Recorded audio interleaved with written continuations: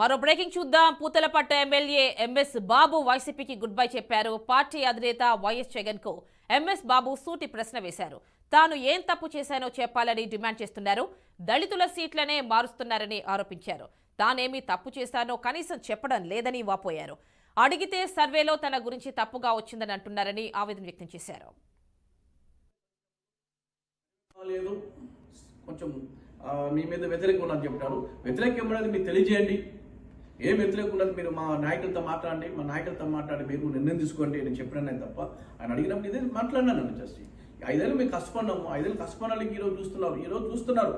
ఈరోజు నాకు ఒకటి బాధకరం ఏమంటే గెలవని సీటు కూడా ఇస్తున్నారు. చిత్తూరు జిల్లాలో, తిరుపతి జిల్లాలో వాళ్ళు మీద వ్యతిరేక ఎక్కువ ఉండే వాళ్ళు చేస్తున్నారు. కానీ మా మీద వ్యతిరేక ఏముండదు నాకు అర్థం కలదు. చేసుకుంటారు వ్యతిరేకమైన వాళ్ళకి మీద దళితుల మీద ఇంత మృదు చేయలేదు కరెక్ట్ కాదు.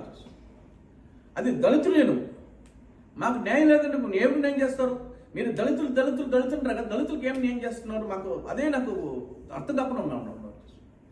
ఇప్పుడు ఓసీ ఉండే చోట్ల ఎక్కడ మార్చినారా? మారలేదు. వచ్చేసి ఎక్కడ దళితులు అక్కడ మార్చున్నారు తప్ప ఓసీ ఉండే చోట్ల ఎక్కడ మార్చినారు చెప్పండి? ఒక్క చోట్ల మార్చలేదు.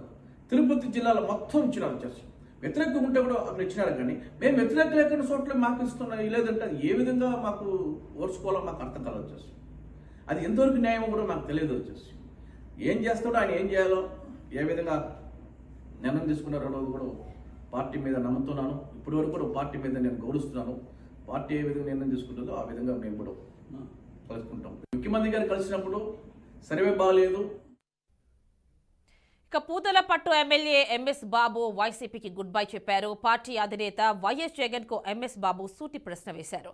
తానేం తప్పు చేశానో చెప్పాలని డిమాండ్ చేస్తున్నారు. దళితుల సీట్లనే మారుస్తున్నారని ఆరోపించారు. తానేమి తప్పు చేశానో కనీసం చెప్పడం లేదని వాపోయారు. అడిగితే సర్వేలో తన గురించి తప్పుగా వచ్చిందని అంటున్నారని ఆవేదన వ్యక్తం చేశారు.